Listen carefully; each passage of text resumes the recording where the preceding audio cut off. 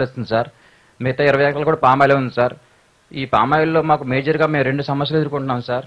ఒకటి, మాకు పామాయిల్ కోయడానికి లేబర్ కొరత ఉంది సార్. ఇక్కడ లేబర్ కూడా కొంతవరకు వస్తున్నారు సార్. అది హైట్ వచ్చేసరికి 30 అడుగుల వరకు వస్తున్నారు సార్. ఆ తర్వాత హైట్ 40 అడుగులు పెరిగిపోయేసరికి లేబర్ దొరకట్లేదు సార్ మాకు. దానికి మాకు కల్టివేషన్కి మిషనరీ ప్రొవైడ్ చేస్తే మేము వాడుకుంటాం సార్. ఇంకోటి రెండో సమస్య ఏంటంటే, మాకు ఏజ్డ్ గార్డెన్ ఉంది సార్. 25 years ఏజ్డ్ గార్డెన్ ఉంది సార్. దాన్ని ఇప్పుడు తీసేయవలసిన పరిస్థితి ఉంది సార్. అది తీసేసి ఎక్కడ డంప్ చేయాలో తెలియదు సార్ మాకు. అది మేము తీసేయడానికి మాకు మిషనరీ పెట్టుకుంటే 80,000 నుంచి ₹1,00,000 ఖర్చు అవుతుంది సార్ ఒక ఎకర్కి. దానికి మాకు డిస్మాండ్లకి మిషనరీ మాకు అందుబాటులో ఉంటే అది కూడా వాడుకుంటాం సార్. అది తీసేసి మళ్ళీ కూడా మేము ఫ్రెష్ పామాయిల్స్ మొక్క వేసుకుని పెంచుకోవడానికి అవకాశం ఉంటుంది సార్. ఇది అగ్రికల్చర్ హార్టికల్చర్ మైక్ ఇవ్వండి. అక్కడ ఇప్పుడు ఏమైనా దీంట్లో మెకనైజేషన్ లో కానీ మోడర్నైజేషన్ లో అక్కడ మైక్ ఇవ్వండి. అక్కడ శ్రీనివాసరెడ్డికి దాంట్లో ఏమైనా మనకు ఒకసారి నోట్ చేసుకొని ఎట్లా చేయగలుగుతాం అవి కూడా ఒకసారి వర్కౌట్ చేయండి. చెప్పండి సార్. అంటే ప్రీవియస్ సార్ మనకు ఇన్సురేటెడ్ మెషిన్ ఉంటుంది సార్ హార్వెస్టింగ్ కి. అది ప్రీవియస్ ఉన్నప్పుడు సబ్సిడీ కింద ఇచ్చేవాళ్ళం సార్. అది ఆపేస్తున్నారు. మళ్ళీ అగైన్ ఇప్పుడు రీసెంట్ గా అలౌ చేశాను సార్. ₹20,000 ఉంటుంది సార్. దాని కాకపోతే అది మనం మలేషియా నుంచి మాత్రమే మనం ఇంపోర్ట్ చేసుకుంటున్నాం సార్. మన ఇండియాలో ప్రొడక్షన్ లేదు సార్. అది దానికి ఇండియాలో కూడా మన వాళ్ళు తయారు చేయమనండి. Yes sir. అంటే కార్బన్ తో కొంత కర్ణాటకలో రీసెంట్ గా చేసిన అన్నారు సార్. ఆ కార్బన్ అంటే అది వేరే మెటీరియల్ ఉంది సార్ మలేషియాలోది. అది మనకు ఎలక్ట్రిసిటీ కండక్టర్ వచ్చి కొంత హైట్ పోయిన తర్వాత కొద్దిగా ఎలక్ట్రిసిటీ ఇన్సిడెంట్స్ జరుగుతూ ఉన్నాయి సార్. దానికి కర్ణాటకలో ఉన్నది కార్బన్ తో చేశారు సార్. అది ఎలక్ట్రిసిటీ కండక్టర్ కాకుండా ఉంది సార్ రైట్ నౌ. అది ఎగ్జామిన్ చేస్తున్నాం సార్. ఇప్పుడు సబ్సిడీ మొత్తం అలౌ చేశాను సార్. 20,000 సార్. 50% సబ్సిడీ మనం ఇస్తున్నాం సార్. అది కాకుండా ఇంకోటి ఆయన చెప్పింది ఏంటంటే, ఆ 25 ఏళ్ల ప్లాంటేషన్ అంతా కూడా మళ్ళీ ఆటోమేటిక్ కన్వర్ట్ చేసి మళ్ళా పెట్టుకోవడానికి అది ఎగ్జామిన్ చేసి అది చేపిస్తాం. స్కీమ్ లింక్ కూడా చేపిస్తాం సార్.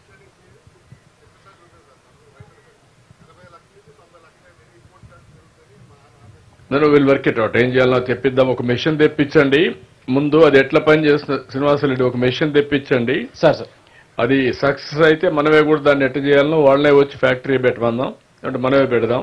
ఏం చేయాలో వర్కౌట్ చేద్దాం. Noted sir. Okay, thank you.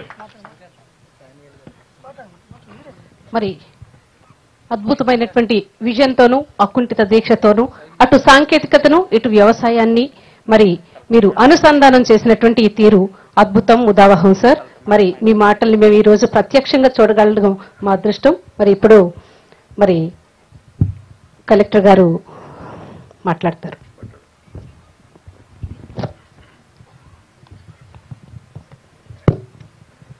Sir, ఇప్పుడు మీరు ఇచ్చిన సూచనలు బట్టి సార్ అండ్ రైతులు ఇచ్చిన సూచనలు బట్టి ఒక ప్రణాళిక action plan for next 3 seasons sir. ఇప్పుడు వచ్చే రబీ, నేను నెక్స్ట్ ఖరీఫ్ అండ్ నెక్స్ట్ రబీకి సంబంధించి మన village agriculture assistant, horticulture assistant and team ఇప్పుడు రెడీ చేసి మీకు సబ్మిట్ చేస్తారు సార్. ఇప్పుడు గౌరవనీయులు ఎమ్మెల్యే గారిని మాట్లాడవలసిందిగా కోరుకుంటున్నాను సార్.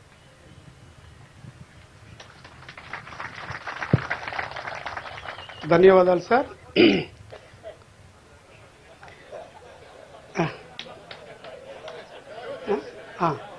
నమస్కారం సార్. ముందుగా నేను ఆరాధించే నాయకులే నా ముందు ప్రత్యక్షం అయితే ఆ మనిషికి ఎంత అద్భుతమైన అనుభూతి ఉంటుందనేది ఒక ప్రత్యక్ష నిదర్శనం. వారి ఆశీర్వాదంతో ఇక్కడ మీ ముందు ఒక ఎమ్మెల్యేగా నిలబడడం సంతోషదాయకం. వారిని అతి దగ్గరగా చూసే ఒక మహద్భాగ్యం 3.5 ఏళ్లు నాకు కలిగింది. వారు ఆలోచన తీరు కానీ వారి యొక్క తపన కానీ చూసినప్పుడు చాలా ఆశ్చర్యం వేసేది.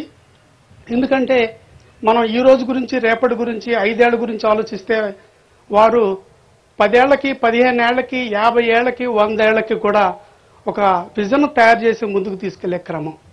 ఏదైతే ఇందాక ఒక రైతు ఆయన చెప్పినట్లుగా గతంలో ఒక 25 ఏళ్ల 30 ఏళ్ల క్రితం వారు చెక్ డాముల గురించి, ఫామ్ పాండ్ల గురించి, ఇంకుడు గుంటల గురించి చెబుతుంటే మనం చాలా సిల్లిగా తీసుకున్నాం. ఈ రోజున రైతులు ఆ యొక్క బోర్లు 100 అడుగులు 100 అడుగులు 100 అడుగులు పెంచుకుంటూ వెళ్ళిపోతూ భూగర్భ జలాలు అందని పరిస్థితి.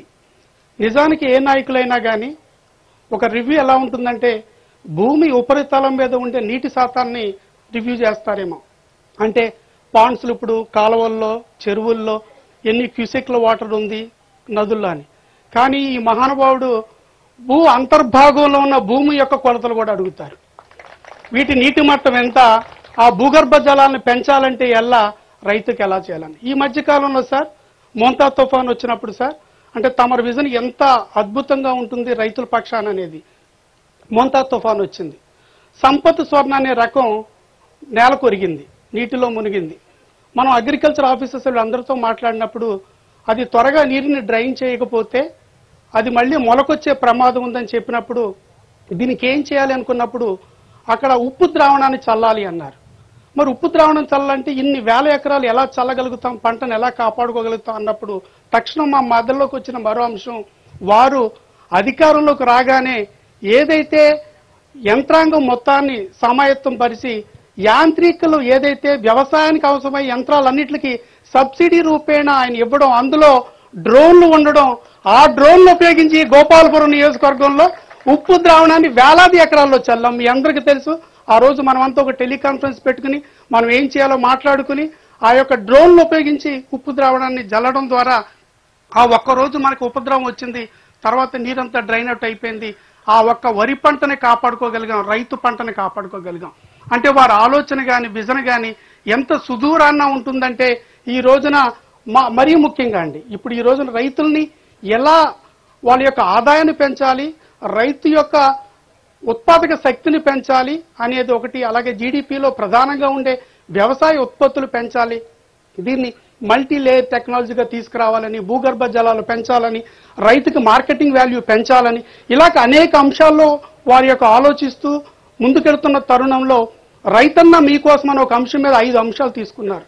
అంటే ఆకాశం నుంచి జారిపడే ప్రతి నీటి బొట్టును కూడా ఒడిసి పట్టుకుని దానిని ఒక సక్ర మార్గంలో సాగునీటికి, త్రాగునీటికి, పరిశ్రమలకు వాడటంతో పాటు అదనంగా ఈ భారతదేశంలో ఇప్పటి వరకు నదుల అనుసంధానం గురం అనే ఒక సందేశం కానీ, ఒక విప్లవాత్మకమైన మార్పు కానీ స్వతంత్రం వచ్చిన 10 ఏళ్లలో ఒక చర్చగా మొదలైంది. అంటే భారతదేశంలో ఇన్ని జీవనదులు ఉన్నాయి, కానీ చాలా కూడా మోడుబారిపోయిన భూములు చాలా ఉన్నాయి, ఎండిపోయిన భూములు ఉన్నాయి. ఈ నదులను కనుక అనుసంధానం చేయగలిగితే భారతదేశం సస్యశ్యామలుగా ఉంటుందనే ఒక చర్చ అయితే జరిగింది, కానీ దాన్ని ఎవరు కూడా దాన్ని ప్రత్యక్ష రూపంలోకి తీసుకురాగలిగిపోయారు. మన ఆరాధ్య నాయకులు శ్రీ నారా చంద్రబాబు నాయుడు గారు నదుల అనుసంధానం చేసి నదులన్నీ కలిపి భూగర్భ జలాలు పెంచడంతో పాటు ఇక్కడెక్కడో ఉన్న నీటిని అక్కడ రాయలసీమ చివరి వరకు, ఇటు శ్రీకాకుళం చివరి వరకు, అంటే ఆంధ్రప్రదేశ్ రాష్ట్రంలో ప్రతి జిల్లాకి ప్రతి చివరికి నీరుని అందించడం ఒక ఎత్తు అయితే, వారు ఇప్పుడు కారులో వస్తున్నప్పుడు కూడా వారు కలెక్టర్ గారితో మాట్లాడుతూ భూగర్భ జలాలు వాటిని ఎలా పెంచాలి, ఎట్లా చేయాలని. అదే సార్, ఇక్కడ అదృష్టం కొద్దీ నాకు మీరు ఇచ్చిన నియోజకవర్గం పూర్తిగా గ్రామీణ నేపథ్యం, పూర్తిగా రైతులు, రైతు కూలీలు, శ్రామికులు, కష్టజీవులు ఉండే ఒక మంచి నియోజకవర్గం సార్. ఇక్కడ మాకు కొవ్వాడ, తాడిపూడి, ఎర్రకాల ఉంది సార్. కొంగువారిగూడెం ప్రాజెక్టు కూడా తుది దశలో ఉంది సార్. తమరు వీటి యొక్క ప్రాజెక్టుల నిర్మాణానికి అదేవిధంగా పూడికి తీతలు కానీ, అదేవిధంగా కొన్ని రకాల ఇబ్బందుల్ని గతంలో కూడా ఒకసారి ఇరిగేషన్ మినిస్టర్ గారికి విన్నవించడం జరిగింది, వారు కూడా పరిశీలిస్తున్నారు. ఇవి చేయగలిగితే సార్ మరింత సాగుని పెంచగలుగుతాం. అదేవిధంగా క్రాప్ కన్వర్షన్ కూడా బాగా జరుగుతుంది సార్. తమరు ఇందాక చెప్పారు సార్, ఖచ్చితంగా సార్ మేము వ్యవసాయ అధికారులతో కూడా అనుసంధానం చేసుకుని కలెక్టర్ గారి ద్వారా, అలాగే గౌరవ మంత్రి గారి ద్వారా అనుసంధానం చేసుకుని ఈ నియోజకవర్గాన్ని ఈ యొక్క ఏదైతే తమరు 5 అంశాలు ఏదైతే ఈరోజు ఇచ్చారో సార్, ఈ 5 అంశాల్లో మేము ఒక మార్పులు చేసి ఈ యొక్క సేంద్రియ ఎరువులతో పంటని ఒక సస్యశ్యామలంగా, అంటే ఇక్కడ ఒక మాట ఉంది సార్, భావి తరాలు, మా ముందు తరాల వాళ్ళు మాకు ఒక సారవంతమైన నేలను మాకు అందించారు, కానీ మేము దాన్ని విషతుల్యం చేసి ఎక్కువ రసాయనాలు వాడేసి మేము ఒక విషతుల్యమైన భూమిని భావితరాలకు అందించకూడదంటే సేంద్రియ ఎరువులోకి మార్పాల్సిన విధానాలు కూడా తమరు చెబుతున్నారు. ఖచ్చితంగా సార్ తమరిచ్చిన ప్రతి అంశాన్ని 5 అంశాలు వచ్చే సంవత్సరం ఒక టార్గెట్ గా పెట్టుకుంటాం సార్. ఈసారి ఈ నేలపై మీరు అడిగెట్టారు సార్, మాకంతా ధన్యత.